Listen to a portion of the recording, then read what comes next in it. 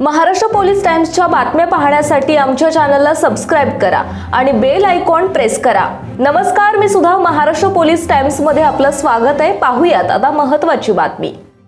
उमरगा तालुक्यात अवैध वृक्षतोडीचा धुमाकूळ, वन विभागाच्या आशीर्वादाने निसर्गाचा ऱ्हास।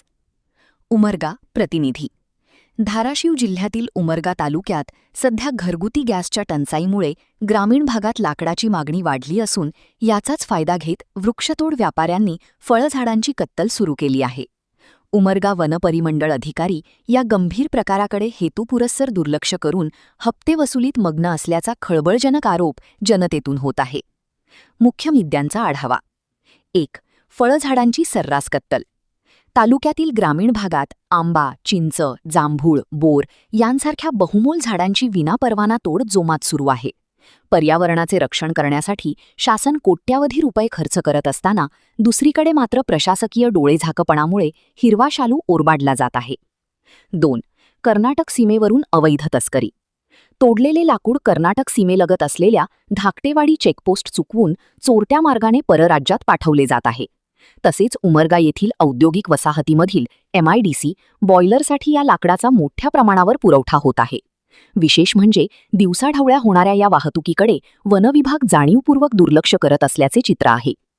3. वन्यजीवांचे अस्तित्व धोक्यात।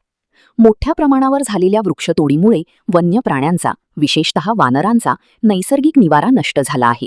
सावली आणि पाण्याच्या शोधात हे प्राणी गावांकडे धाव घेत आहेत। यात अनेक वन्यजीवांना विजेच्या धक्क्याने प्राण गमवावे लागत असून ग्रामस्थांच्या घरांच्या पत्र्यांचेही मोठे नुकसान होत आहे। 4. अधिकाऱ्यांच्या भूमिकेवर प्रश्नचिन्ह। वनपरिमंडळ अधिकारी देशमुख हे केवळ कागदोपत्री मेळ घालण्यासाठी काही गरीब लाकूडतोड कामगारांवर जुजबी कारवाई करत आहेत, मात्र मोठ्या व्यापाऱ्यांना अभय देऊन आपले उखळ पांढरे करत असल्याची चर्चा तालुक्यात रंगली आहे। हतबल शेतकरी नापिकीमुळे कवडीमोल भावात झाडे विकत असून व्यापारी मात्र यात गब्बर होत आहेत। जनतेची मागणी। उमरगा येथे उपविभागीय दंडाधिकारी यांचे स्वतंत्र कार्यालय असूनही या प्रकाराला आळा बसत नसल्याने आश्चर्य व्यक्त होत आहे।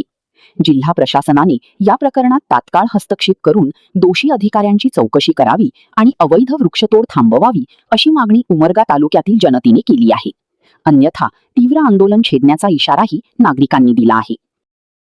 महाराष्ट्र पोलीस टाइम्स चॅनलला लाईक आणि सबस्क्राइब करा। धन्यवाद।